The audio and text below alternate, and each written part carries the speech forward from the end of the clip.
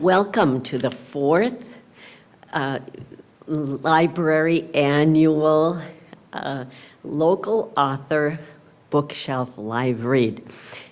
People who are in this audience and are here today speaking for us have donated a book that they have published to the library this year. It goes through a vetting process and then it ends up in on its very own bookshelf in Chanhassen Library, where people can check it out from all over the state.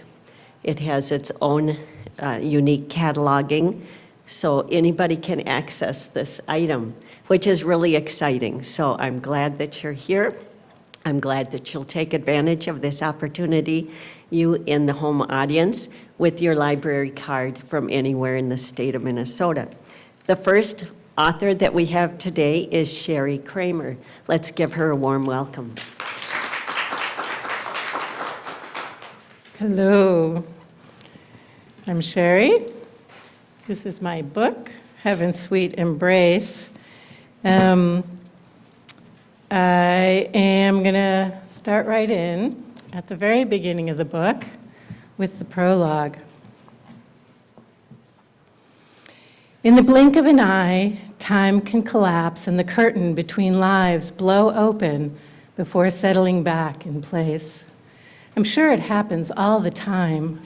Ignored, unnoticed. Go ahead.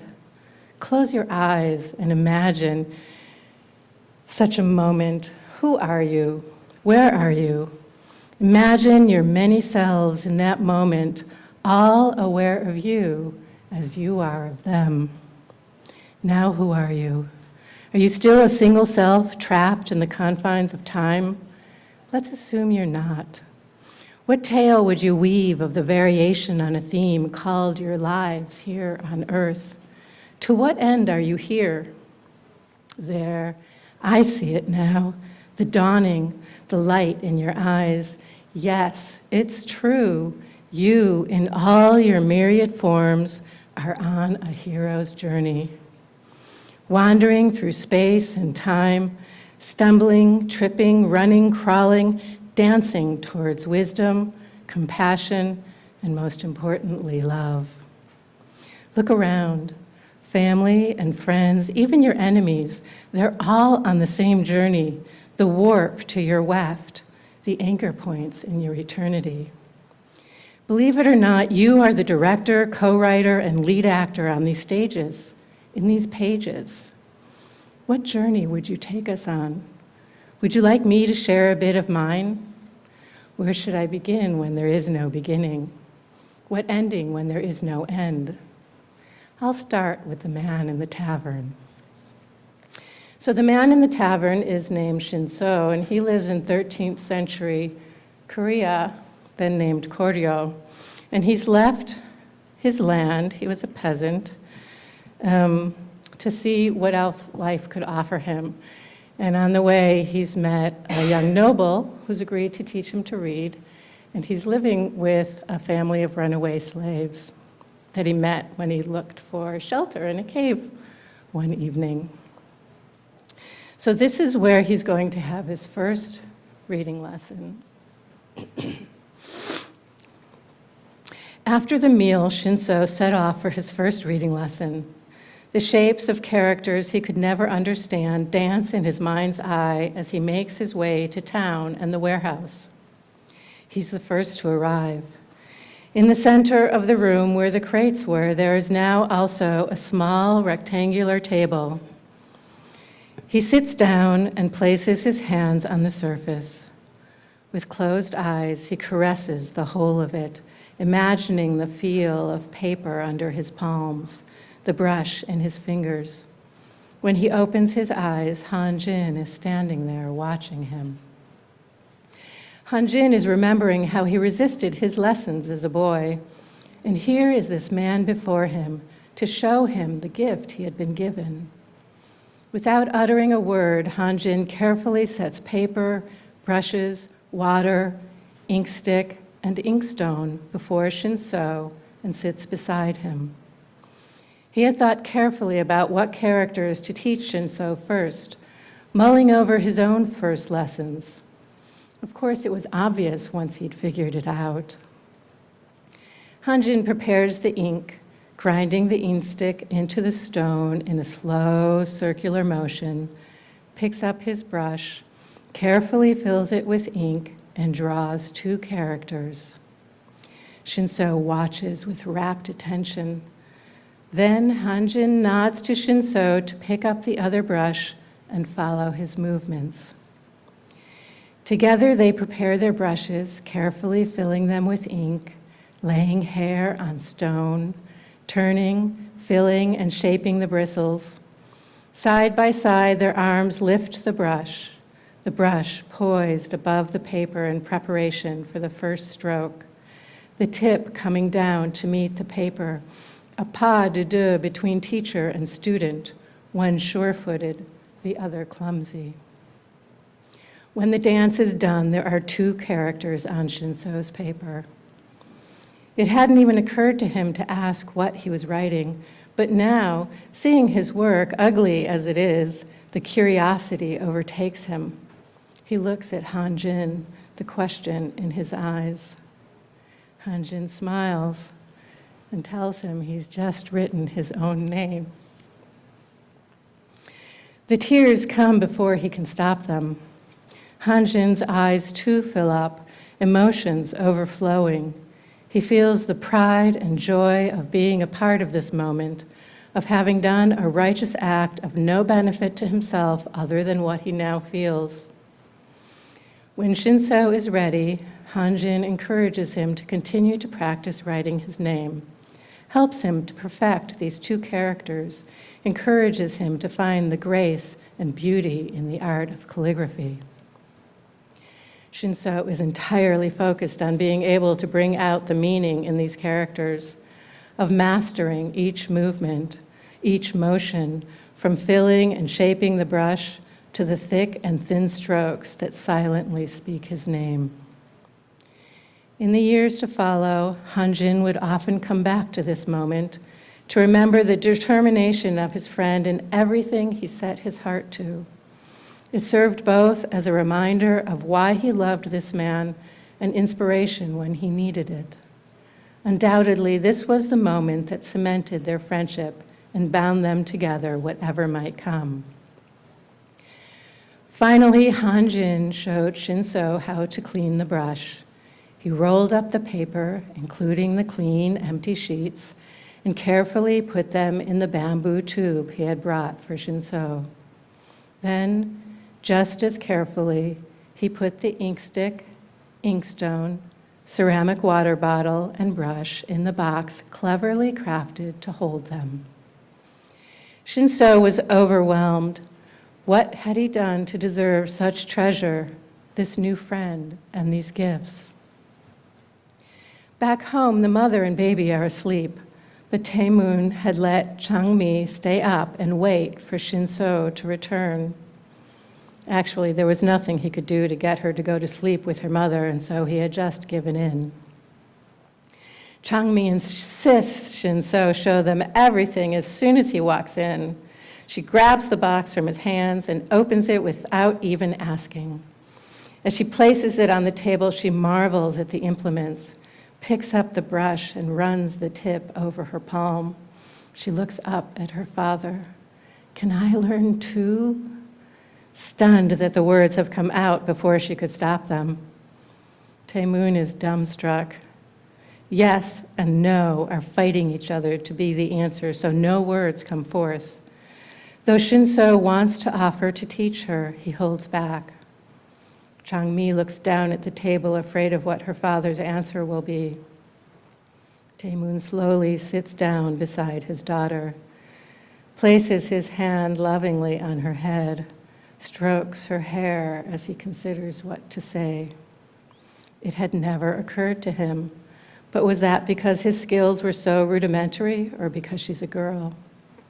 What harm could there be in it? And before he can talk himself out of it, he gently turns her head so he can see the look in her eyes as he says, yes. Shinso quickly sits down opposite them, his excitement taking over, removes the paper from the tube and unrolls it on the table before them. He can't stop smiling. What's it say? Changmi is dying of curiosity. What's it say? Very quietly, barely able to voice the words, he replies, Shin-so, with his eyes fixed on the upside-down characters in front of him. The sheet is filled with the pairs, progressing from pitiful to almost graceful. At his utterance, Changmi's childish enthusiasm turns serious. She feels like her heart is going to burst.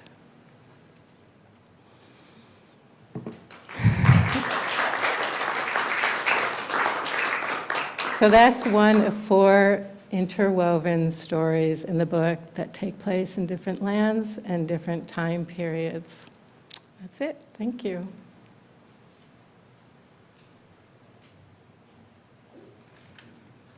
That was Heaven's Sweet Embrace by Sheri Kramer.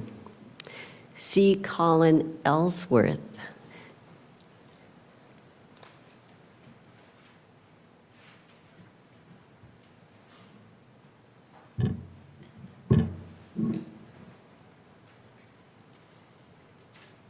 I'll put this up briefly for a moment, but I only brought one copy.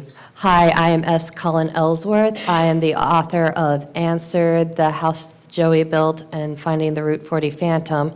I've had Answered and Find the House That Joey Built at the Carver County Library System for quite some time. And it was just this year I realized that I had yet to put Finding the Route 40 Phantom in the circulation, and now it is for your reading enjoyment, if you so choose. I wrote this story based off of a true legend in my home state of Ohio. There really was a guy who dressed up as a skeleton on Route 40, deciding to scare drivers.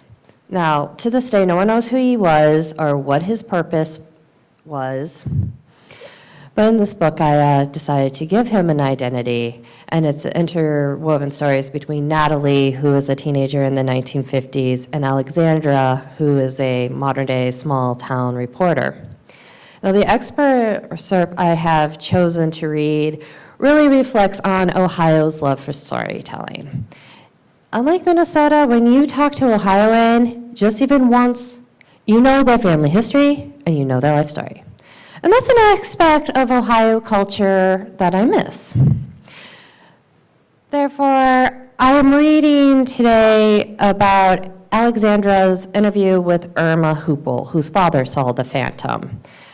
And she's a character you're only going to see in one scene, but at that one scene, that's all you're going to really need to get to know her completely.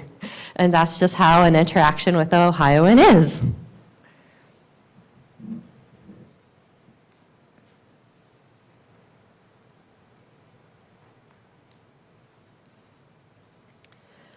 As we waited for our tea to steep, Miss Hoople says, "So Chip wants you to write about the Route 40 Phantom. I haven't thought of him for years. I don't believe it's going to be much of a story for you. Whoever it was probably left town a long time ago after the thrill of rattling the local drivers was gone." I got my notepad out of my back pocket. "Do you know how long the Phantom was active?" "My father sighted him first in September 1951. Roy Fitzwater was the first published encounter with the Phantom, but it was my dad's encounter that legitimized Roy Fitzwater's claim. My father just wanted to sweep it under the rug. He was afraid the Phantom sighting was proof that he was losing his eyesight. He was 51 at the time. Most of his friends only had a wife to support because the kids left the house. My father had a 5-year-old in the house. That was me. Now, my father was supposed to be a minister. When the United States entered the war in 1917, he enlisted.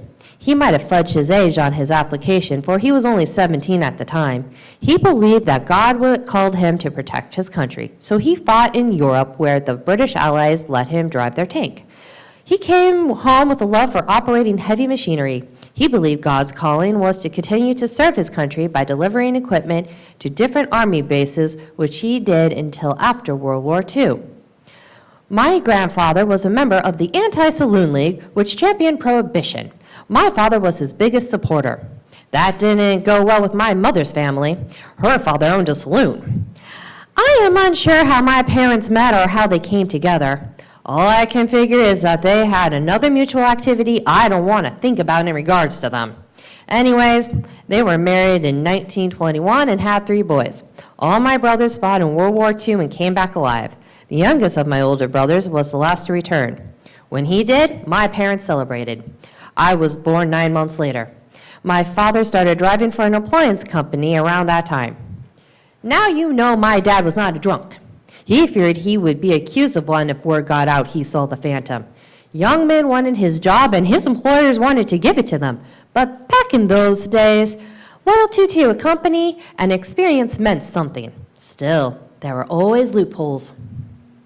You said that you were 5 at the time your father saw the Phantom, Miss Hoople.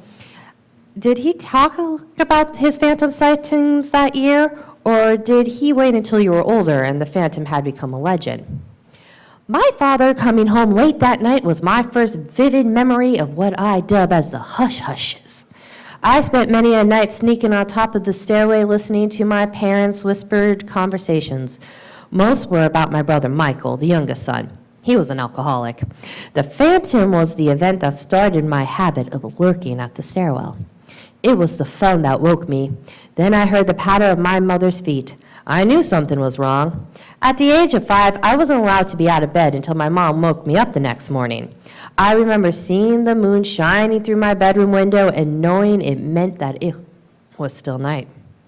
My parents were very strict. Therefore, I learned how to sneak quietly around at a young age to decrease the amount of trouble I got into. I opened the door a crack and saw Mother's shadow from the kerosene lamp talking on the phone. Suddenly, she ran upstairs screaming at Michael to wake up. Suddenly, Michael ran down the hallway while putting on his pants. I giggled. My mother was too busy screaming directives as Michael bolted out the door to hear me. The house became silent, and I ran back into bed before my mother checked up on me. Right when I was about to drift off, I heard the front door open. I snuck back to the stairs to peer into the living room from the corner. I saw my mother steadying my father on an old plush chair. As a child, I always revered my dad as rather stalwart. That night, he was pale with fright. He kept muttering how he saw a demon before he abruptly began to rant that the devil has unleashed his minions. Hell was coming to earth. Michael entered the house with a police deputy. The name eludes me right now. I should know it. He was an officer here forever. I used to take care of his kids during church functions. Their names were Marcus and Lisa. I remember that. I know who you're talking about, I say, after hearing the name of Mother Hubbard's children. I live across the street from his widow. Hubbard is her name. I wrote an article about Lisa's breast cancer that will print next month. Yes, I remember now. McKinley Hubbard was his name. He was 5 years younger than Michael. It was a shame about little Lisa. She was a sweetheart as a child. Anyways, Deputy Hubbard, as he was called back then, followed Michael in the house. As he did so, Father shouted, "He believes me! He believes me! He has seen it himself! The skeleton with the green fire surrounding him in a car! The devil exists!" I don't remember what Hubbard said to my mother and Michael. Whatever it was, he convinced my mother my father had all his faculties. Someone was playing a prank, he claimed. Hubbard left, my family headed upstairs, and I ran into my room before anyone knew I saw anything. No one spoke of my father's phantom sightings until the death in '61. How did your father die? Heart attack, Miss Hoople answered. He lived a trucker lifestyle the later part of his life by eating at greasy truck stops 2 meals a day. Did your father appear different after he saw the Phantom? He seemed rattled for a week. Soon the Phantom sighting was ancient history. My parents had different things to deal with, such as Michael's alcoholism. Some say Michael drove my father to his grave. As I told you, I don't have much of the story about the Phantom. Snapping my book shut, I said, "You have given me more than I hoped to get. Thank you for giving me your time, Miss Hoople." And I thank you guys for giving me your time this moment. And I hope you also, if you have a spare moment, check out my podcasts 10,000 Lake 10 Million Books, where I interview local authors such as yourselves, and the upcoming podcast, Stories from the Three Rivers, where we are featuring short stories from writers in Carver County. Thank you.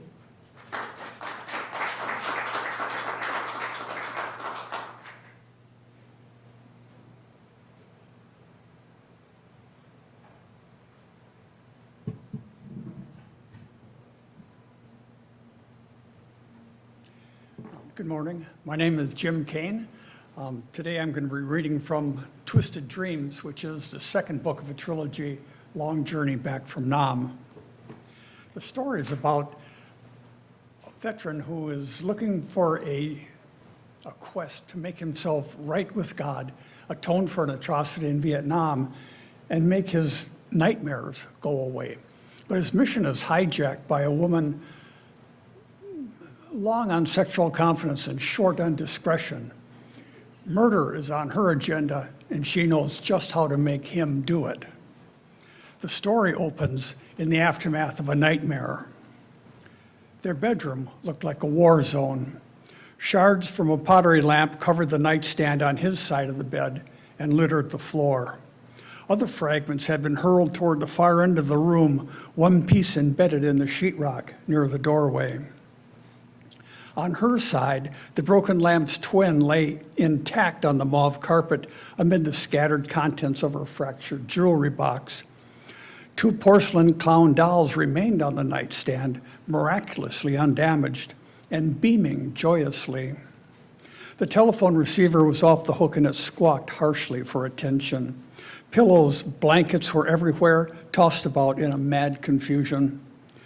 Carol Nelson lay still in the bed, curled into a defensive position way up in the top corner of her side. The first rays of morning light were just beginning to enter the room. Pain stabbed at her mercilessly. Her left eye had closed many minutes ago and was the center of a deepening bruise that covered half her face. Tears blurred her right eye. She could hear her husband's breathing and knew Jim was on the floor at the foot of the bed.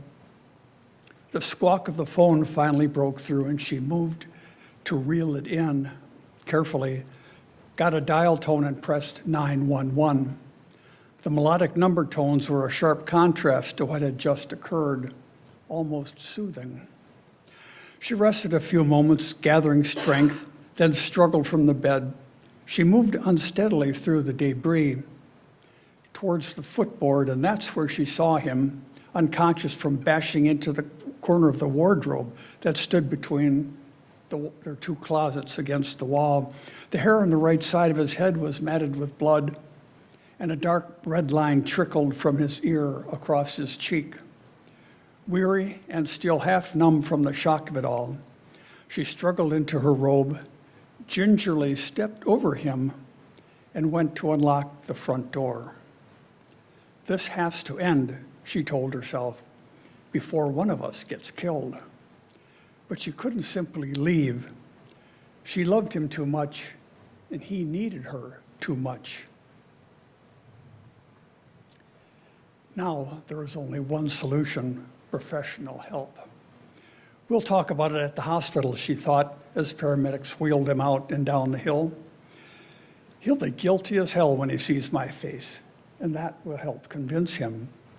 She was just beginning to imagine how that conversation might go when the police began asking questions. Was he a heavy drinker? Was he using any drugs? How often did this happen? Why hadn't she reported it before? She tried to explain that he didn't intentionally hurt her. It was the dreams, the Vietnam nightmares. He had been fighting the Viet Cong in their bedroom off and on for 20 years, and sometimes she just got in the way trying to wake him or couldn't get out of the way quickly enough.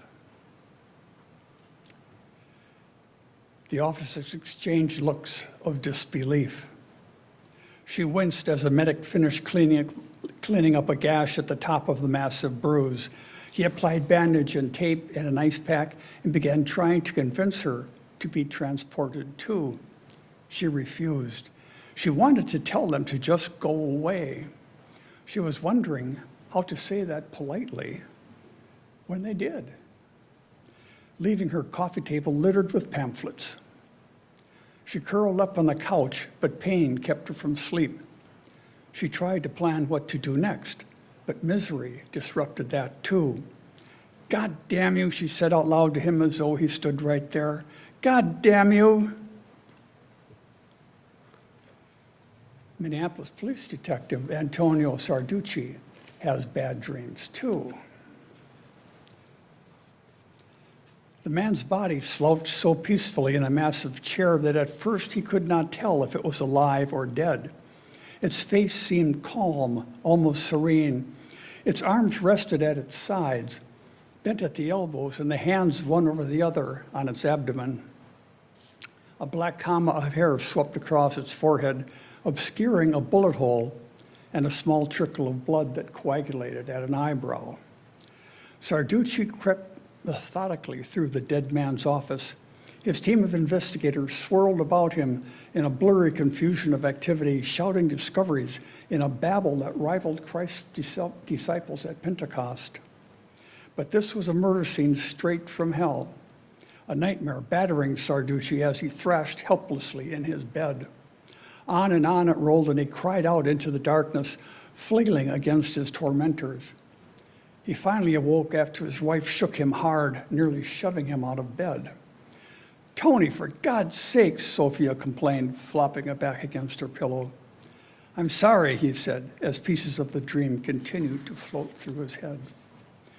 They lay there in the darkness, feeling the tension. Light from the street lamp down the block seeped around the window shade as an alarm clock ticked monotonously on the nightstand. He was on his back, inhaling deeply and exhaling forcefully as though trying to expel something. And in the light, she could see that his eyes were glistening. It touched her deeply, dispelling her irritation, and she reached out to him, stroking his sweat-dampened chest. "I'm sorry too, Tony," she whispered, kissing his cheek. He tasted a little salty. "I wish you didn't have such terrible dreams. Dreams should be sweet gifts from heaven." "Well, if this one's from God, he's pissing me off." "Want to tell me something about your current cases?" "That's a living nightmare all its own. This one, I don't know, it's just so weird. It's giving me a creepy feeling." "Like those other two?" "Sort of," he mumbled. Antonio didn't like talking about those other two, peculiar dreams he had far in advance of difficult cases, dreams that had proven frighteningly foretelling. He swung his legs off the bed and stood. He was naked, and as he paused in profile against the dim light, she felt something a lot stronger than compassion building in her. "I need some aspirin," he said, as he began padding around the bed. "You need more than that. Hurry back." He did.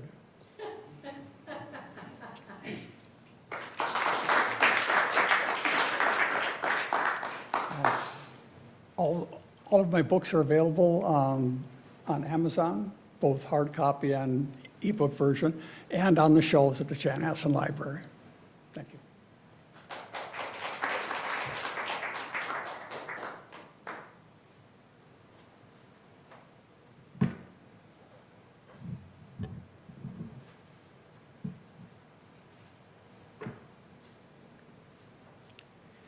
Hello, everyone. My name is Dr. Leo Parvis. I am a resident of Chaska for 20 years. I am teaching at Dunwoody College of Technology as an associate professor for the Culture, Diversity, and Global Studies. I write for Chaska Herald once in a while. It's called Eye on Diversity column, and we cover a lot of social and behavioral issues in the world, in the United States, and so forth. I have written quite a few books, probably 4 or 5. I remember the last one, there's the 5th one. This one is the main book that I have written in 2005. This is the 5th edition, and it's available at the lulu.com, and the authors of the website, diversity/pro, so you can check that out. I will read the introduction and go to some of the subjects that they are pretty much useful in today's society. The title of the book is Understanding Cultural Diversity in Today's Complex World, 5th edition. In this book, I have tried to include most diversity-related subjects, which everybody needs to know in a multicultural society like ours.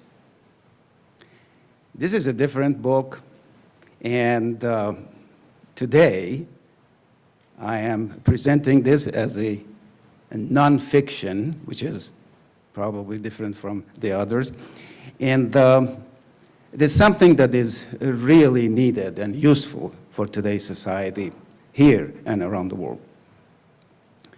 Starting with culture, diversity, and the transition from melting pot to a multicultural setting, the first part presents the most crucial part of the text, that is, the images and realities.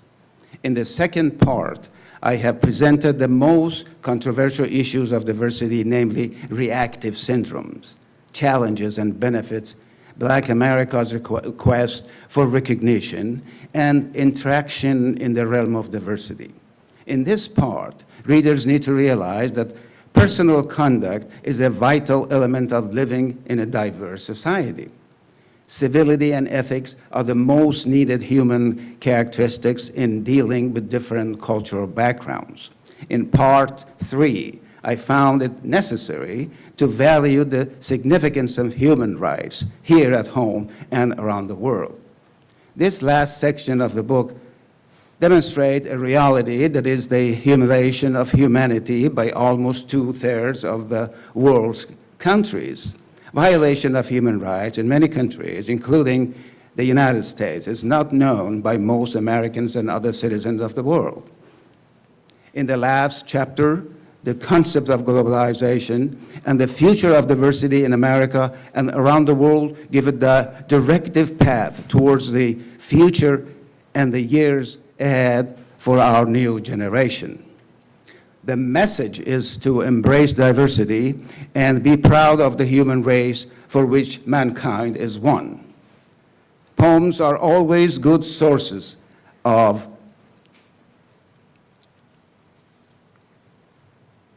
knowledge, understanding, and constructive images. I have included selected poems and song lyrics related to diversity throughout the text. A selected number of quotable quotes are also included throughout the text to ensure that readers have more access to words of wisdom from different perspectives. Last but not least, it is always helpful to have a quick reference and know the meaning of words used in the text. Thus, a glossary was put together, which is an integral part of an academic text. I'm always grateful for readers' feedback and suggestions for improvement and better quality. This has been a challenging experience, and we all learn from our past experiences. One of the useful part of the book is talking about communication, which is a vital element of diversity. Styles of communication is something that most students would like to know. High context and low context. It is really interesting to know about what is this subject in here in the United States and all around the world. According to the Webster Dictionary, context is the part of a text or a statement that surrounds a particular word or passage and determines its meaning. It also refers to circumstances in which an event occurs. It was anthropologist Edward T. Hall who used low context and high context communication styles for the first time. When we realize that context they belong in, low or high context cultures, we know what to do. People from high context culture tend to give more attention to the figure of an event rather than the event itself. In other words, they don't get to the point right away. Nonverbal communication is more common in this category. People from Far East, Asia, the Middle East, North Africa, Southern Europe, and Hispanics fit in this category. They're also referred to polychronics. cultures. According to most of the communication experts, these people tend to do the following: do many things simultaneously, tend to concentrate on the relationship at hand, welcome interruptions, take place and information seriously, tend to change plans according to the needs of the people who are closely related to them, put less emphasis on privacy and private property. Objects and information are more readily shared. Low context communication is the opposite, where the category people do not pay attention to the surroundings of the messages rather than the focus on the message itself being delivered to the other person. People who fit in this category are called monochronic. According to most people in this field, this is what they do: tend to do one thing at a time, tend to concentrate on the task at hand, try to avoid interruptions, take schedules and dealings seriously, tend to put significant emphasis on privacy and private property. We have talked about so many things every day. In the past 17 years, I've been teaching cultural diversity and global studies, talking about religions, talking about the different contexts of the communication the people do every day. All told, there are 3,000 religions in the world. At least we mentioned about 22 of them. Something, for example, that not many people know about is Baha'ism, that I explain to my audience and to the students every day. Throughout the book, we can see some very interesting parts that talking about the civilization, human rights, talking about the quest for recognition and freedom of the Black America. And altogether, one of the things that that is very dear and near to everybody is talking about food and how to interact with people in a very diverse society. We talk about basic of human rights. We talk about the basic of the international human rights, the Universal Declaration of Human Rights. But sometimes when you ask the people, the audience, they barely know that the Universal Declaration of Human Rights was adopted in the 1948 with 30 articles, UDHR. So these are the things that we cover, and I tried to put together the basic knowledge of educating people. Anybody knows to know about this, not people that are really related to the daily work at work, in the neighborhood, in your community. We need to interact with people in a very respectful manner. And this is the book about interaction and learning about how to deal with people from all different cultures. Thank you for listening, and please make sure that this would be available at lulu.com on the author's site. It's called the lulu.com/diversitypro. Thank you very much for listening.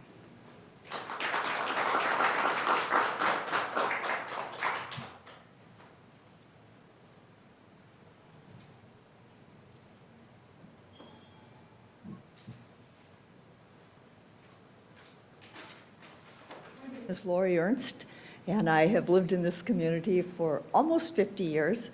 But before that, I lived across the country. I grew up in Iowa, went to Illinois, went to California, went to Canada, and then ended up here. So because of that, I have friends and family all across the country. So a few years ago, it's 7 years now, I was diagnosed with cancer. And so this is my book on my cancer journey. So it's one woman's journey with cancer. And how it started, I didn't start out writing a book, but with people all across the country, people wanted to know how I was doing, and so you end up repeating yourself all the time. So I started, at that time, I was doing emails. So I sent emails, and then people would ask to be on the email list. And so that is how this all started. And so what I'm going to read is just a few little excerpts from the book, and it was a kind of a chronological order of how I went through things and how I dealt with them and how people were in my life. When you get that big C word, cancer, I say it's not what happens to you, it's what you do with what happens to you, what you learn from it, and what you're able to share with others. So these are excerpts of people, what they shared with me. A couple of weeks ago, a dear friend called me. She and her husband were at their cabin, and she was sitting on the dock when 10 beautiful, magnificent white trumpeter swans came sweeping in and landed in the water by the dock. It had never happened before. She had been thinking about me, and she felt it was a sign that I was going to weather this storm with my head held gracefully high like the trumpeter swans. The call was an encouragement to me. Now, what a beautiful image to grasp and call to mind again and again. For this thought, love and hugs from people, your phone calls and cards, I have cherished these close to me. I will never forget the image of the 10 beautiful swans.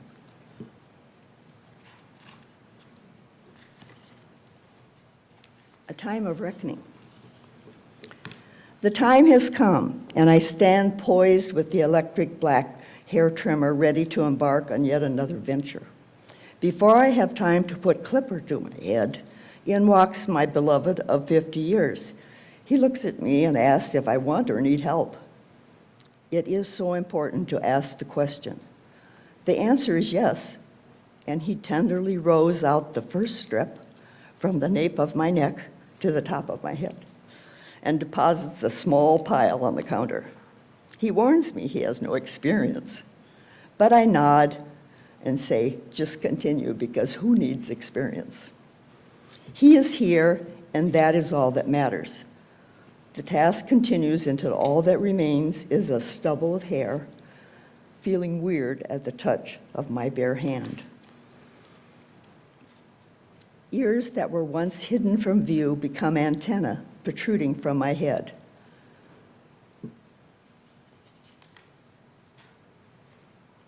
Another person recited this to me as she sat in a chair in my house when she came to visit, as she brought a pot of soup.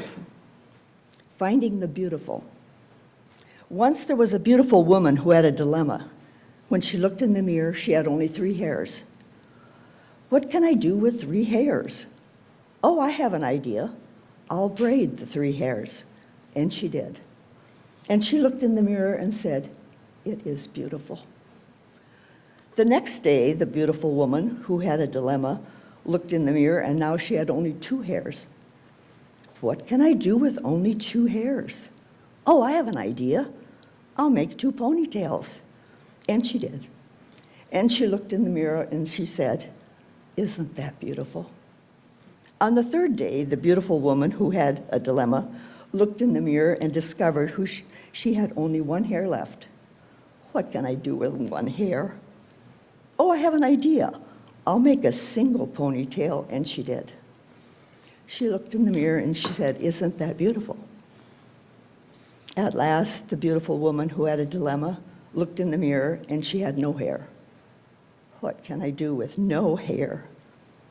Oh, I don't have to worry about my hair anymore. And isn't that a beautiful thing? What we look for, we see. So if you look for the positive, you'll see the positive. If you look for the negative, you'll see the negative. All through my whole experience, different people reached out to me, and I began to call them my paper angels. From across the country, in France, from Canada, and wherever, I called them my paper angels.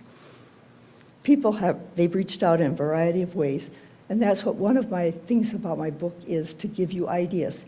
Either you're going through cancer yourself and how can you deal with it, or somebody close to you is, or you don't know what to say or do, and this book is loaded with ideas of little things that you can do.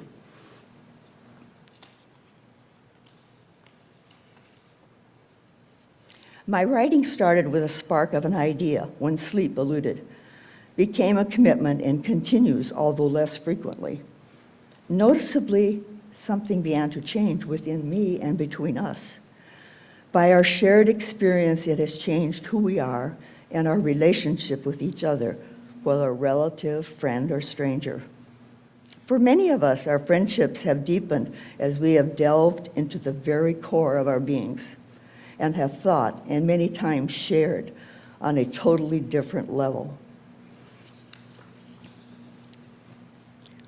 It is spring, and the leather-laced fashion boot woman has discarded her winter boots and makes her boundary entrance in tight-fitting skinny jeans and wears nondescript ballet flats. She is thin, tiny, and wears a visor rather than a hat because her hair has grown to a length able to make a statement on its own. The people we meet are fighting battles we know nothing about. So be kind, and kind again. I will be a simple paper angel to her.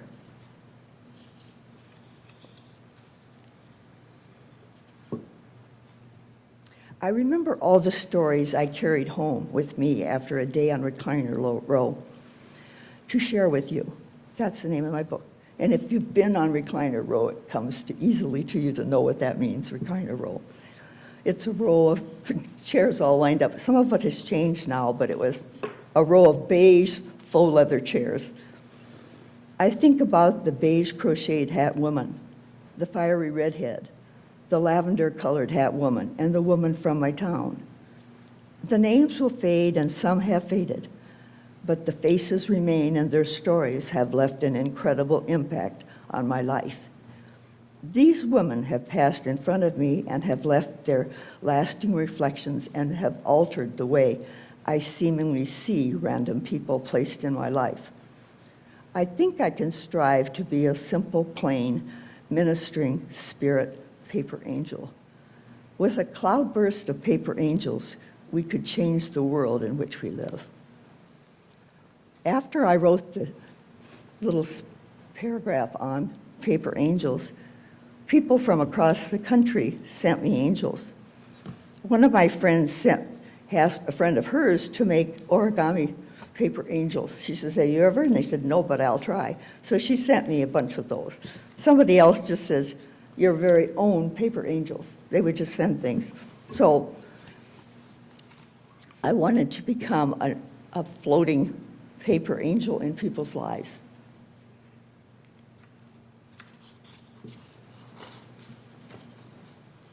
The littlest angel, her frock not quite so crisp and smooth, has traveled often over the past years. Tucked away in another black spiral travel journey, she is quite the seasoned traveler and assumes her role easily. She returns home each time and nestles herself back, a bit wrinkled, in the packet with the host of angels, readying herself for yet another journey when she is called upon and needed. The cancer has not stopped us from traveling, but propelled us to do even more, and the littlest angel is there to guide the way. Today, 9 drab beige-colored faux leather recliners, known to me as Recliner Row, continue to welcome new and old patients. My outstretched hand has welcomed you along this journey with me. Am I the same person I was when I started? Definitely not. Am I glad I've walked this journey? Yes, most definitely. Have I been whittled to the core? Yes. Have I come to appreciate the love and acceptance of family and friends? Yes. Have I learned to never, never give up? Yes. Do I think I have more to learn? Yes. Is cancer my friend? No way. But it has brought me closer to being the person I want to be. One of the statements that I always use to my grandkids are, you're responsible for your own happiness. So you need to look around and figure what makes you happy and go for it. My book is available on Amazon, but don't go to Amazon, just say Amazon and put Recliner Row, because you'll get a row of recliners that you maybe want to buy. So you need to go and say Amazon Books and then Recliner Row, and you could get it without my name. But anyway, So this is what, well, it's stuck together. So my idea for you is to go be a floating paper angel to people around you. Thank you.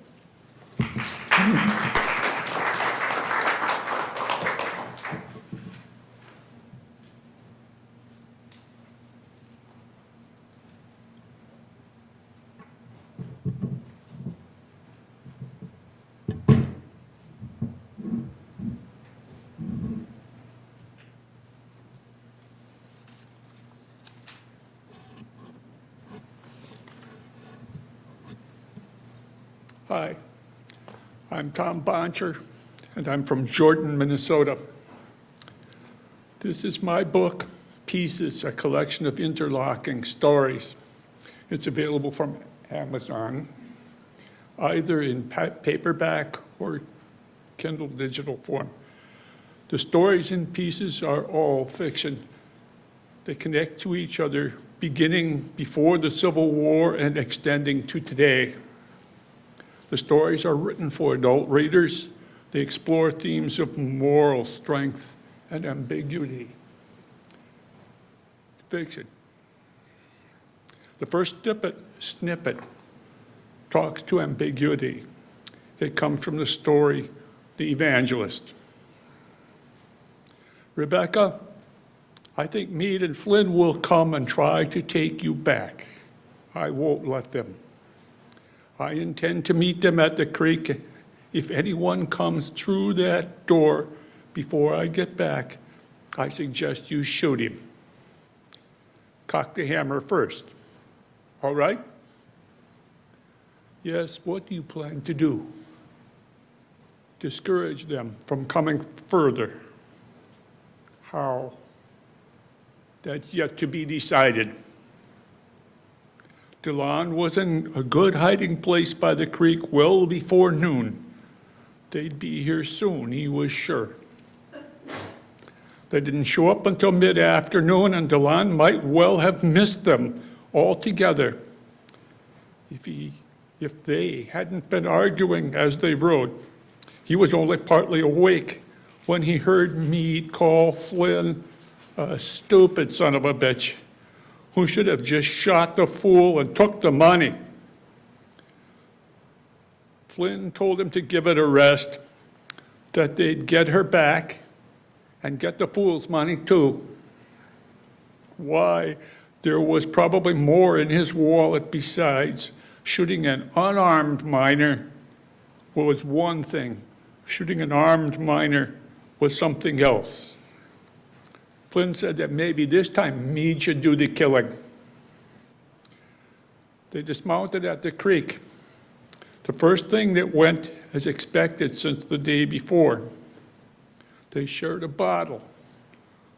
That also was not unexpected. As fate would have it, DeLon's position put him between Flynn and Meade. When DeLon cocked his gun, Meade thought Flynn was drawing on him. Meade shot Flynn twice. DeLon shot Meade once in the gut. Both horses bolted. When DeLon came out of hiding, Flynn was dead. Meade would linger for a while, but by the way he was bleeding, it was clear he would soon die. Already he couldn't hold up his gun. Lieutenant Meade, you've been tried by court-martial on the charge and specification of desertion. The verdict is guilty. The sentence is death by firing squad, to be rendered immediately. May God have mercy on your soul. Whether Meade recognized who shot him, DeLon didn't know. He checked both dead men's pockets and found Meade was carrying $400. He took half and put it in Flynn's pocket. The rest he clenched in Meade's stiffening hand. Then he took Flynn's gun from his holster. fired one shot off into the distance and dropped the gun near Flynn. It took him half an hour to get back to the cabin. When he called out, Rebecca opened the door. She was holding the Colt. Thankfully, it wasn't cocked. The dog ran past and nearly knocked her over. What happened? You were gone a long time. I don't know. I heard shots and thought it was best to not get involved. Will they be coming for me? Probably not. Set that gun down, will you?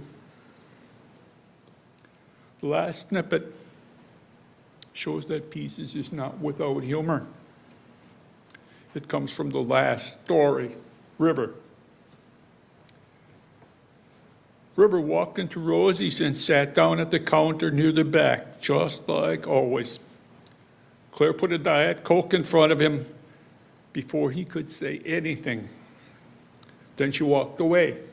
In a couple of minutes, she came back and set a plate and a bowl in front of him. Claire, what's this? It's a pork chop with mashed potatoes and gravy and green beans. The bowl is called a salad. It's got French dressings on it. Now eat. If you finish it all, I'll let you choose what kind of pie you get. We have apple, peach, and blueberry. Now eat before it gets cold, or you get a call. When he came back 2 days later, Claire set a cup of coffee in front of him and walked away. In a couple of minutes, she came back and set a plate in front of him. Claire, what's?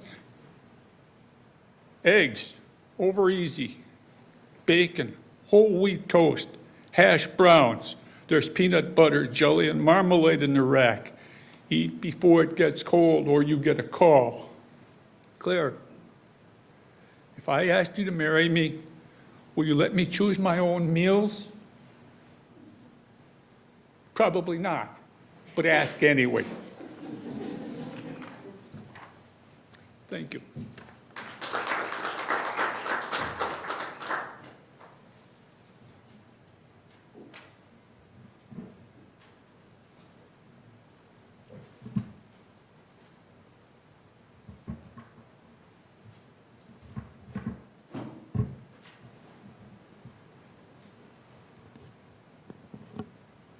I'm Angela Hunt, and I'm reading today from Concerning War, Volume 1, a collection of recollections with room for rumination. I also have Volume 2 here, a short look at some foreign and domestic policy topics with questions for discussion. I'm reading from the epilogue. John Bright, a member of the House of Commons, using biblical context during the debate over the 1853 to 1856 Crimean War, said, "An angel of death has been abroad throughout the land. You may almost hear the beating of his wings. We looked for peace, but no good came. It has been no better on this side of the pond." Concerning War chronicles many, but not all, of the conflicts on American soil and overseas in tandem with other nations. How many times have we truly said, we looked for peace? How many times have we had to admit of our actions, no good came? Still, war has enticed the human race again and again, hasn't it? So this work is the backstory from an orchestral and choral piece called Dona Nobis Pacem, Lord Grant Us Peace, by Ralph Vaughan Williams with words by Walt Whitman. And I happened to attend a concert featuring this piece while I was completing Concerning War, and it's quite an exercise to write a poem that reflects music. So I hope you'll appreciate and enjoy it. Dona, 1861. Walt Whitman, a Civil War volunteer, age 42, in the military hospitals outside Washington, served as unofficial nurse, but majored as morale officer. His bedside manner didn't matter which side that bed was on. Tenderly visiting torn men, penning words home to worried folk, the wounded came in and the dead left on a road scored by ruts. Those times found their way into him, pierced through him, brought cadenced ranks of words to the fronts of pages, pealed warnings to lovers of wars, whispered condolence to widows with tears. Yet through other darker memory, he recalled its halls of sulfurous smoke, scorched leaves of grass, its gagging butchery, scarred carnage. 'Twas then he grasped for wisps of words vaporous.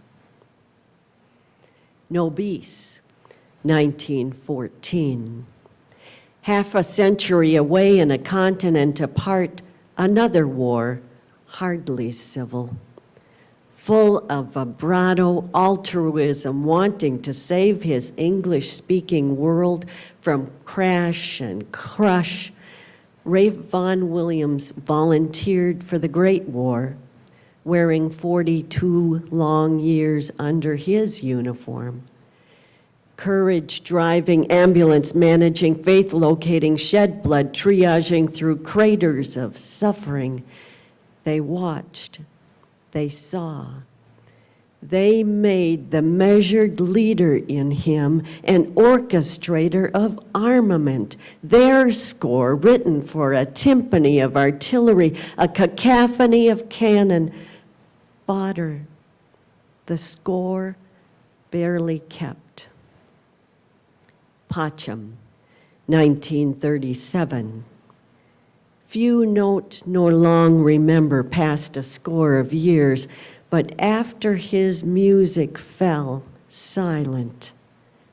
But as ideology shook, sympathetic memory reverberated, then came to attention as the stage was set again.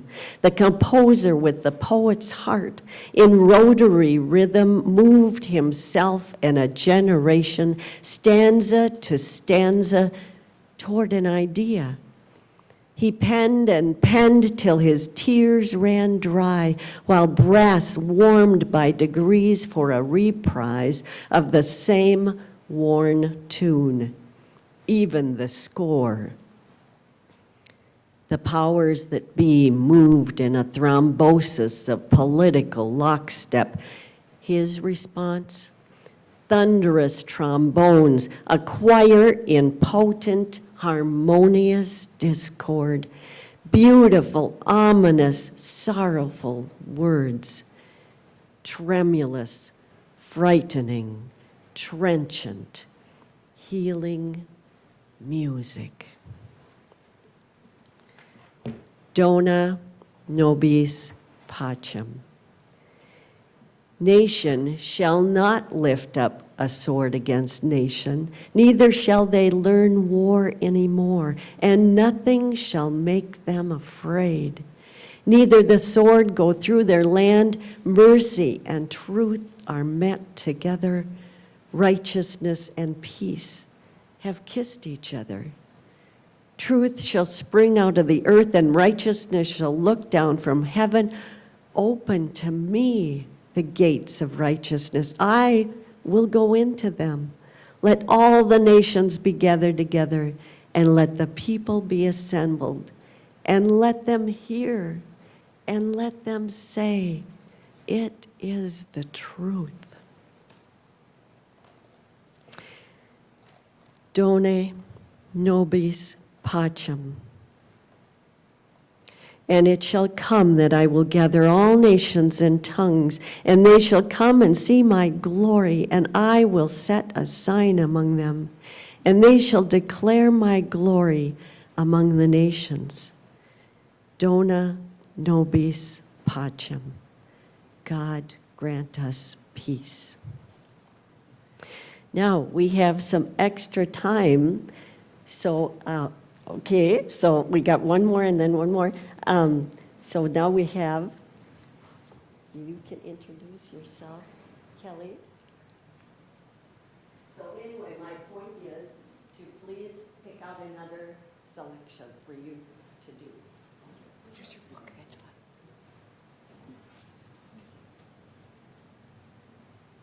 My name is Kelli Gavin, and I live in Carver. And my first two books were published last year. The first one is I Regret Nothing, and the second is called My Name is Zach. Both are available on Amazon. The first one, I Regret Nothing, is a collection of poetry and prose, and I'll be reading from that this morning. And the second, My Name is Zach, is a teenage perspective on autism. It's written in simple sentences. I have a 16-year-old son named Zach who has autism and sees the world in such an amazing way.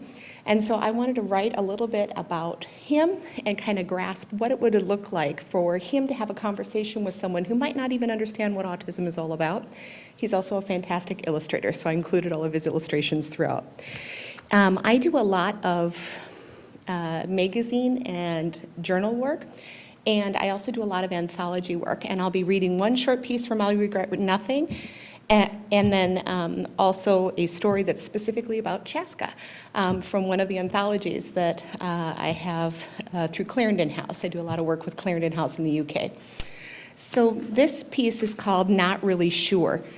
And one morning I woke up and I was physically wounded just after sleeping.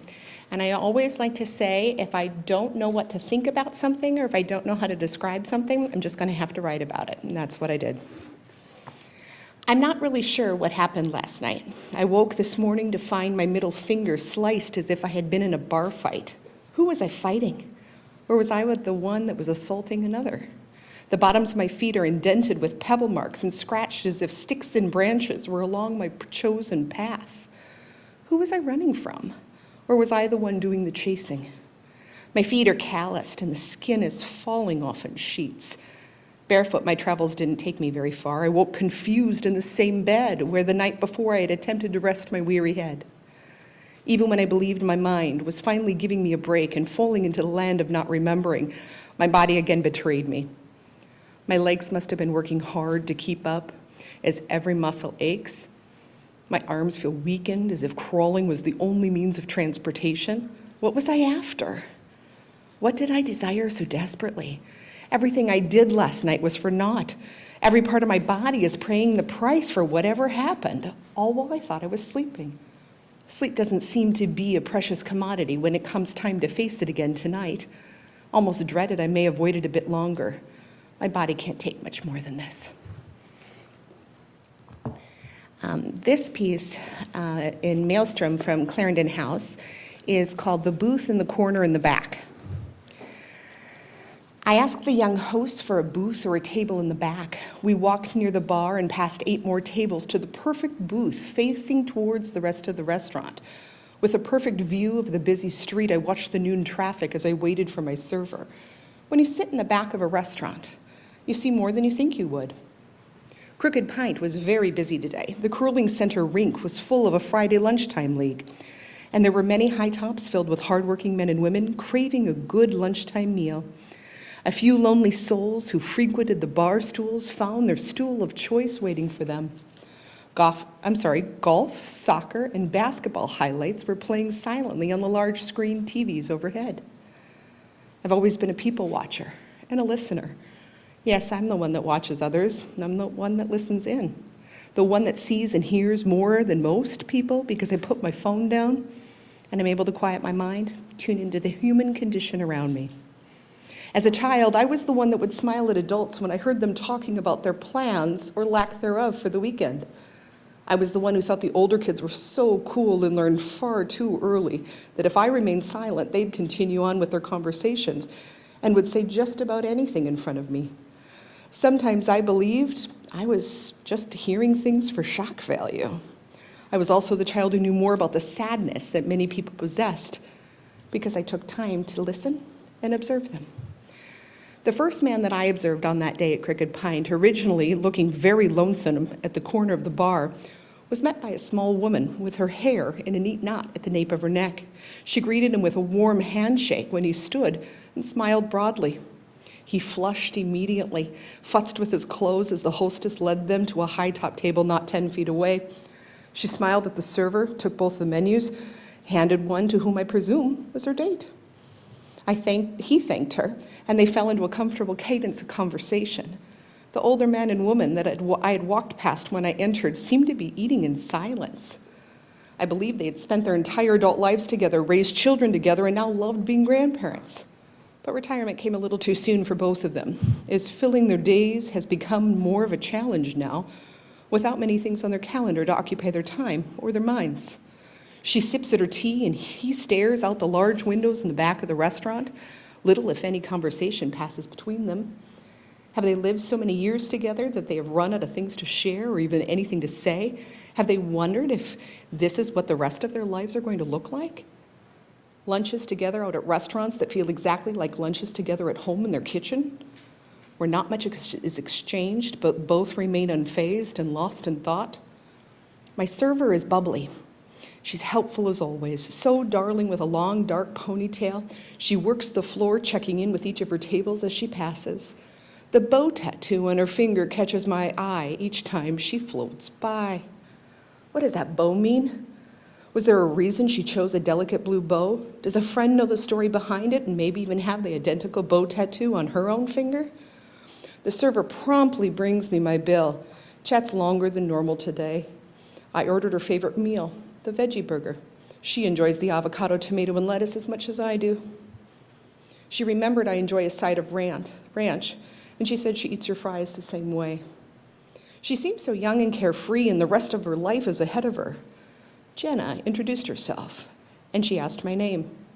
She then asked what I was working on. I didn't tell her I was writing about her. I just said I was working on an editing project. But next time, I'll ask her about that blue bow tattoo on her finger. The young woman with an older woman sitting 2 booths away finished the meal in record time. I couldn't see them as they ate because of the height of the booths. Occasionally, I'd hear laughter from the younger one. She laughs freely. Either the older woman is quite funny, or the younger woman loves life and finds humor in everything. Either way, her laughter is amazing and frequent. When they stand, they help each other with their jackets and scarves, mother and daughter possibly. No matter the relational dynamics, they genuinely care for each other. The older woman gently takes the younger woman's arm and then when it is offered, and then take a slow stroll towards the entrance, back to wherever their lives carry them. I was preparing to leave when I saw the young woman with the older gentleman sit down at one of the tables on the opposite side of the bar. I realized that my eyes were failing me and I wouldn't ever be able to hear or even see them. My attention went back to Jenna, my server. Jenna's blue bow tattoo means absolutely nothing. She was 18 at a party and a guy showed up doing 2 tattoos. I giggled and said, "Wow, that sounds super safe." She told me I sounded like her father. She points at her finger and she draws a delicate blue bow.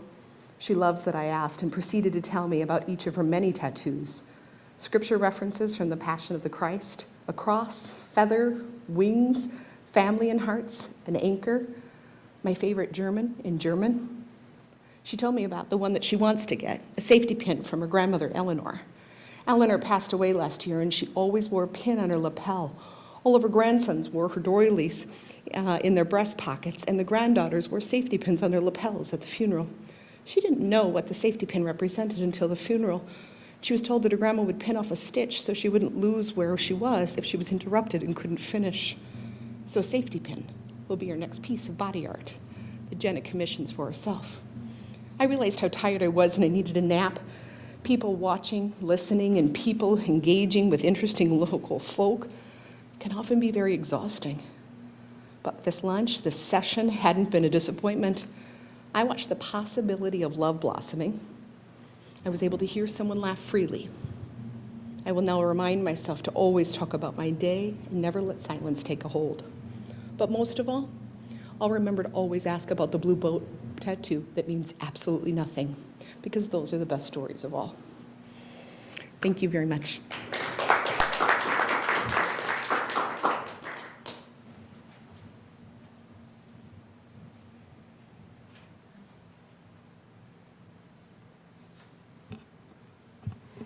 My name is Kristin Arneson, and I'm going to read a couple haiku poems. My work is archived on the edgemagazine.net website, and my work is also in the Three Rivers Writers' first anthology, and I also designed the cover for the anthology. Walking the trail, cattails and elderberries, wild flowers in fog. Night winds settle down. As the hunter's moon rises, all shadows are still.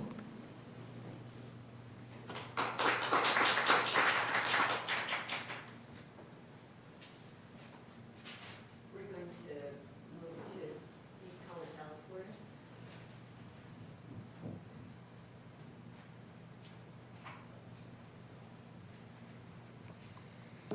Okay, forgive me, I haven't really picked out my excerpt because I wanted to listen to people fully. Sure? Okay, good.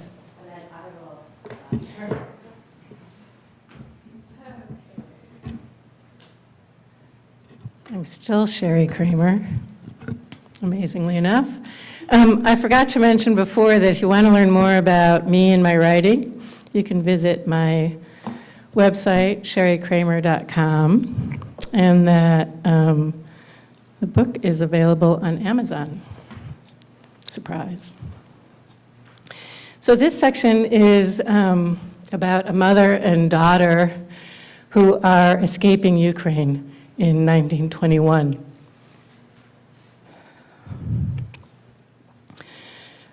Finally, it's dark.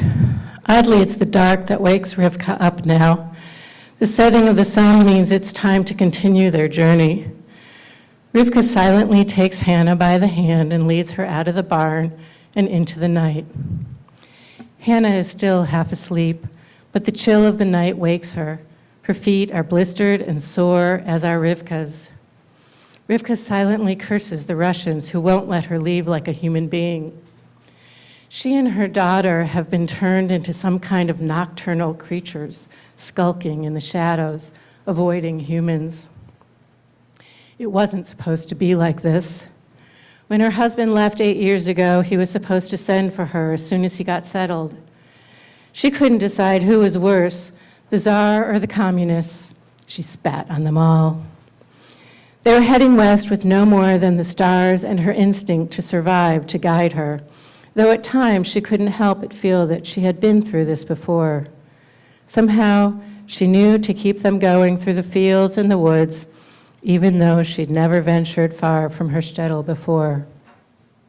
Hannah's crying brought her back to the present.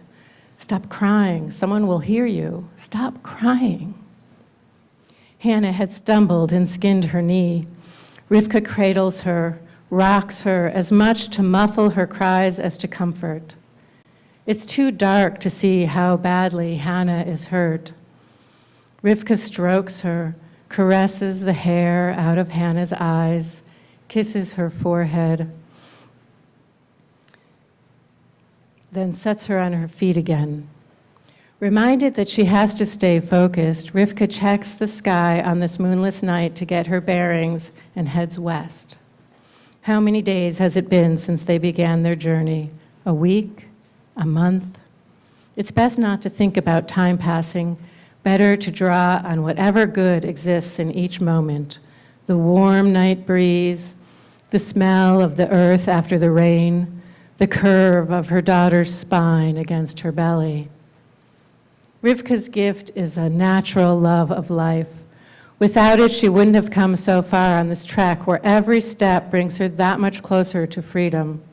She gently urges Hannah to her feet, and hand in hand they set off in silence, acutely aware of the night sounds around them.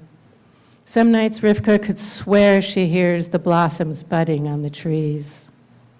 Hannah too listens intently to the symphony of crickets, cicadas, and frogs. She sees them in her mind's eye, busy finding each other. In a way, it's no different than she and her mother busy finding her father, only if they are to reach him, they must stay quiet and invisible. Hannah has only ever seen her father in a picture. She can barely imagine what it will be like to have a father. Will he hug and kiss her with abandon the way her mother does? What if he doesn't like her? Rivka has similar thoughts about the husband she barely knows. She met him at the wedding, and a year later, he was gone. He wasn't an affectionate man, though he didn't lack in passion and appreciation of her beauty. Would he still find her desirable? She had heard stories of America and wasn't sorry to leave this life behind. It was hard to fathom being amongst all those people living together in one place. The thought of electric lights and running water brought a smile to her lips as the mother and daughter plodded on, one foot in front of the other, keeping the North Star to their right. Another lost night in thought until the time comes to find a safe place to hide and sleep the day away like bats. Thanks, Ken.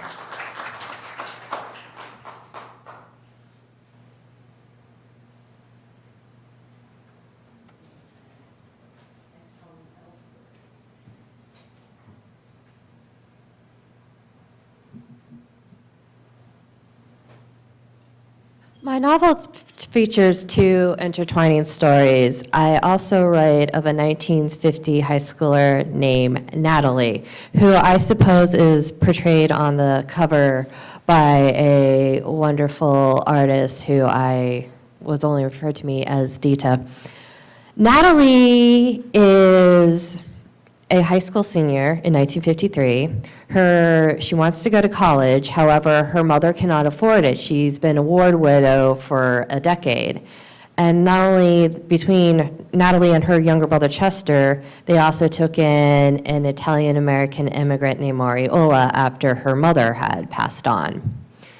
Now, back in the 1950s, if you were a widow past a certain point, you were seen and you haven't received a husband, you were not really well revered, and you were kind of seen as a lurch on the public.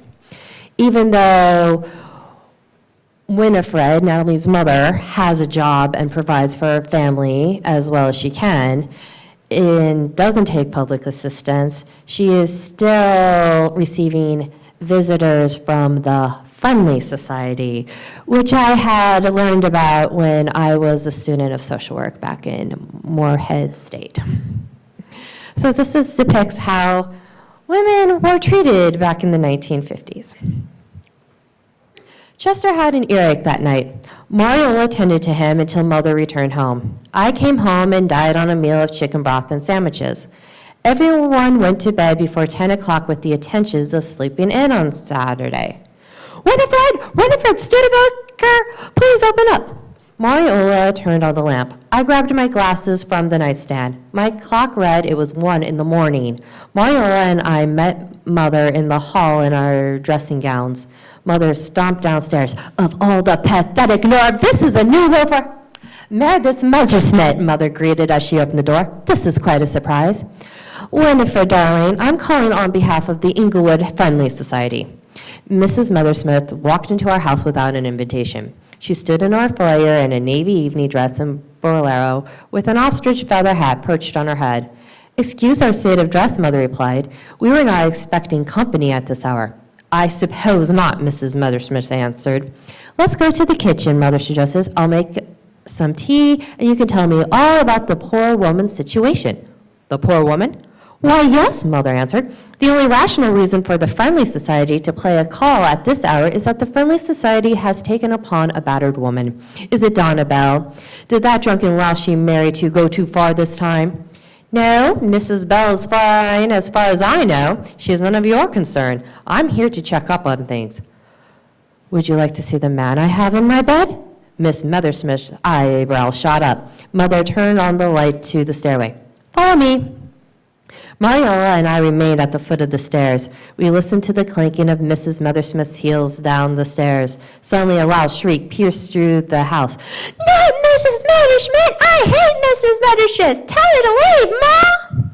Mrs. Mothersmith threw down the stairs. Mother softly ran behind her. I'm afraid you'll have to excuse Chester. He has a terrible ear infection. He's been a handful. I figured it was best he slept in my room so I could readily tend to him if he cries. I see. Be sure to call Dr. Woodruff tomorrow. Meredith, have you forgotten I assisted Dr. Studebaker for 10 years? I know a thing or two about treating an ear infection. Now, please excuse me as I go to the kitchen. I think it's too late for a cab service to be in operation, but I know the police would be readily available. The police? Now, what would I need the police for? With her back turned to Mrs. Mothersmith's mother smiling momentarily. Clearly, you've had a little too much to drink at the supper club tonight. I have not! Now, Meredith, it's nothing to be embarrassed about. It is Friday night after all. I understand how it is, you and the ladies toasting with your husbands. I assure you, Mr. Mothersmith and I run a temperance house. Oh, dear. I'm afraid I'm at the loss for the purpose of your call, Meredith. Why would anybody in their right mind call in the middle of the night if it's not an emergency? Mrs. Mothersmith walked to the front door in a huff. I bid you good night, Winifred. You too, Natalie. And you as well, Gypsy. Mariola, my friend shouted as the door slammed after Mrs. Mothersmith.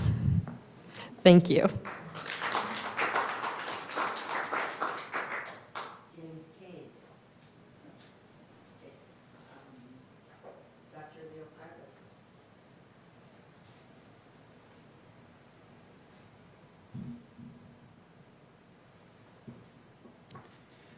Second is always good. Before I forget again, I'd like to thank my wife, my editor. Thank you so much for all your help.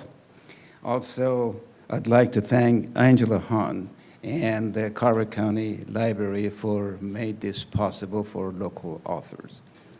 Cultural diversity education should begin at home. John Locke, an English philosopher, in his work, An Essay Concerning Human Understanding in 1690, expressed his view that humans everywhere are born as empty cabinets, and that by filling the cabinets with different experiences, they change who they are. Starting with this analogy of John Locke, I would like to express that parents and the environment of each child play important roles in shaping personalities and minds. In other words, the family institution is a remarkable entity that one should graduate from with flying colors. What we are teaching our children today is the basis for what will make things better for them tomorrow. Imagine how a gardener lovingly tends his garden on a daily basis. Imagine how a loving parent is so excited to raise a child. Both take a lot of love, patience, and care. Everything can have an impact on a child or a seedling, good or bad. Some people swear by talking to their plants they grow big and healthy. However, they are parents who do not realize that they are doing to their children by talking negatively about others. Unfortunately, they do not teach their children how to accept their other human beings who are different from them. Instead, they teach them their bases, the biases, prejudices, and ethnocentric beliefs that they have believed their whole lives. The fact of the matter is that people of this nature embed a seedling of hatred in their children's heart and feed them as they grow. Obviously, a young man or a young woman who were raised by parents with ill thoughts about human diversity will find it hard to associate with people from different backgrounds and ethnicities. Just recently, a student of mine expressed that it is hard not to be a racist. He explained that he always hears his father talking negatively about other people from different backgrounds, enforcing his biases when they have family gatherings. And he encourages that every American should carry a gun or protect themselves from the immigrants who have invaded our country. The same student at the end of the course told me that he would not be a racist and that this course had changed his life. We hear many prejudicial stories similar to the one mentioned above. every day from different students. Part of the poem, part of the problem is that complacency and the sense of individualism in our society contribute to our ignoring of other cultures, other ethnicities, or indigenous people.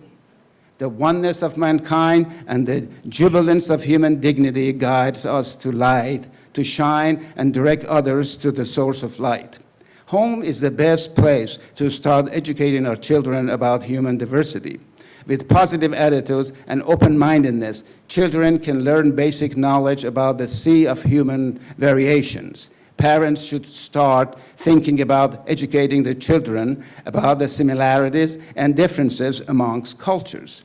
There are quite a few sources available that not only benefit parents in this endeavor, but will help our school systems as well. For instance, the All of Kind family. The All of a Kind family book series teaches about Jewish family life in early America. The library has many books about children from different cultures that can be read by parents and children together, including Harlem, a poem by Walter Dean Myers, Arrow to the Sun, The Pueblo Indian Tale by Gerald McDermott, and The Flag of Childhood, poems from the Middle East by Naomi Shahid Nye. These all give glimpses of varying cultures. Public broadcasting services has a variety of educational videos on cultures, ethnicity, and diversity, and educational videos including the topic of cultural diversity. The following books would also be a good place to begin to introduce our diverse world to our children. Celebrating Likes and Differences, Fun and Easy Theme Units for Exploring Diversity with Young Children by Susan Hodges, A Teacher's Handbook for Cultural Diversity, Families, and the Special Education System, Communication and Empowerment by Beth S. Harry, and Common Sense About Uncommon Knowledge, The Knowledge Basis for Diversity by G. Pritch Smith. Learning about diversity at home also means learning about your own diversity. Children should understand about their own cultures. Where did their ancestors come from? What are their holidays, special foods, native clothing, occupations, etc.? What differs a Norwegian from a German or a French from an Irish? How can I be all four at once? What makes us American? We need to learn from ancient cultures and the wisdom they insisted be taught to youngsters, acquired from ancestors. Native Americans were adamant about teaching their children the characteristics of their culture. The famous lyrics from South Pacific by Rogers and Hammersmith confirm that we need to start from home. This is a poem here I'd like to read. You've got to be taught. You've got to be taught to hate and fear. You've got to be taught from year to year. It's got to be drummed in your dear little ear. You've got to be carefully taught. You've got to be taught to be afraid of people whose eyes are oddly made and people whose skin is a different shade. You've got to be carefully taught. You've got to be taught before it's too late, before you are 6 or 7 or 8, to hate all people your relatives hate. You've got to be taught. Thank you very much. Does Lori Ernst have another one? Let's move on to Thom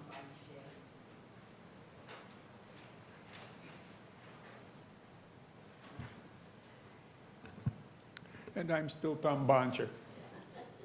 And I'm still from Jordan. But I have to say, I'm really impressed by the quality of the words that I've seen and heard here today.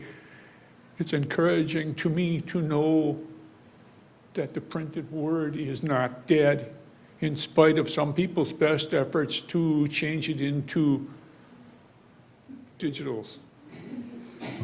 Okay. Now, this snippet that I'm about to read comes from a story called Angel. The 60s were different. For one thing, President Lincoln thought he could get everyone to respect or at least tolerate everyone else. I can't but wonder why he felt he could succeed where guardian angels and Jesus Christ failed. Still, you have to admire the man for trying. For my part, I just wanted to help myself and the people who were meaningful to me. Any greater good caused by things I did was incidental as the manure from the cows I milk to make money to feed my family. My name's John Ryder, though most people around here call me just Ryder, which I will explain in due time. Back then, folks didn't call me much of anything. I was just a young kid headed west with money saved from riding mail from town to town. I started riding mail when I was maybe 12. It was an escape from a grim foster home. I have no idea who my birth parents were or why I ended up in that awful place. About the only good that came of it was I learned to read, write, and do numbers. Of course, that was in my spare time between milking cows, shoveling cowshed, mowing hay, and mending fences. The girls dealt with the chickens.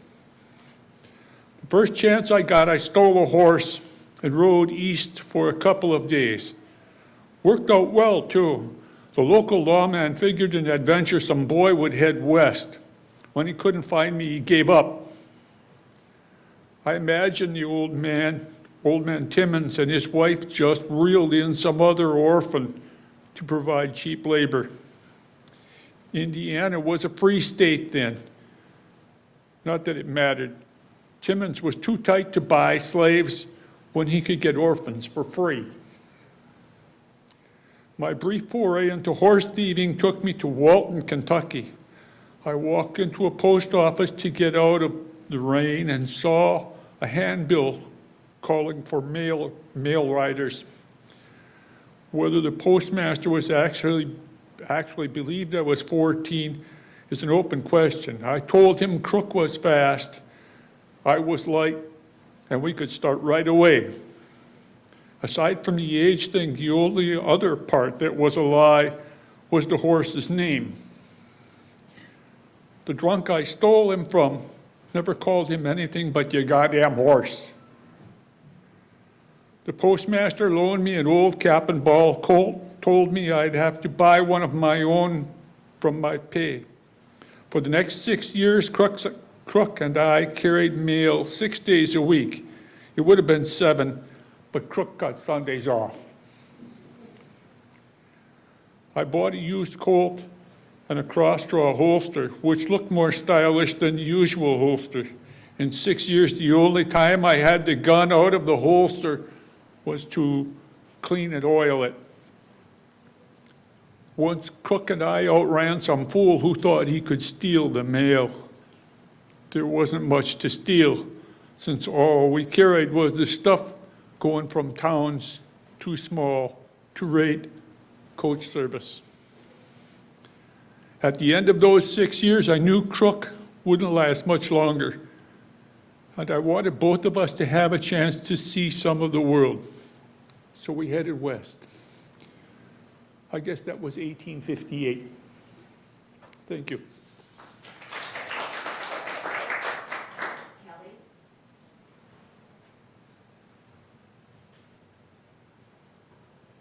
This piece from my book, I Regret Nothing, is called Burn. I catch fire more often than I care to admit. I catch feelings that fan the flame.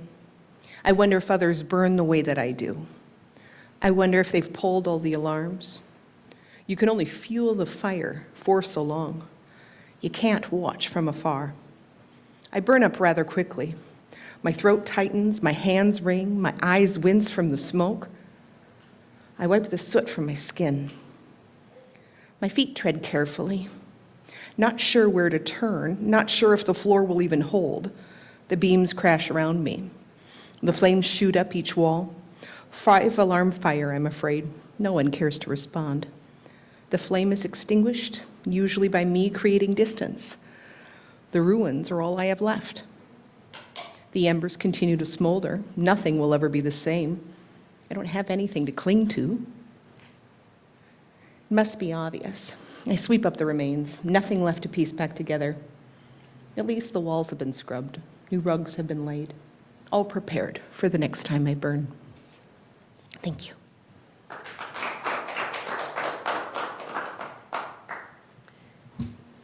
I'm Angela Hunt, reading from Concerning War II and Concerning War I. And I want to thank you for coming, you of the studio audience, you of the authors, and also you from home on our recorded message here. Let them eat lutefisk. My grandpa once said during World War I, immigrants who lived in America could be sent to a federal penitentiary for speaking a Scandinavian language in public. That explains why he never learned much Norwegian from his mother. Of course, a case could be made. See, let them learn English. But doesn't it seem like a better lesson would be to think about how huge the incoming numbers were then, how small the tolerance for immigrants that couldn't keep up, and how my generation now has an opportunity to do things more compassionately. Jessie, a millennial. By the way, all of these things are interviews from veterans and veterans' families that have been collected. Creative accounting. Hitler knew the reputation of Norwegian engineers. He liked fine things. Norway tried to stay neutral during the war, but Nazis were neighbors a little too close for comfort. Pragmatism and pressure demanded ships be built for the German war effort. My father designed them brilliantly and had them built to spec, charging what Germans expected to pay for fine workmanship. What they didn't know, Norwegians are so frugal, they could build 2 boats for the price of 1. The other tucked into a fjord for the service of the Allies. And then the afterword for Concerning War II. To Timothy, age 37, and other millennials. It's been said the greatest generation, that's people from the World War II era, has already passed, therefore the inference is we're in decline. I propose, however, that because this current generation is not about going to war, but about how we might achieve a lasting peace by appreciating differences in each other, perhaps the greatest generation is the one coming up right now. You are a very important part of changing the culture of your city for the better.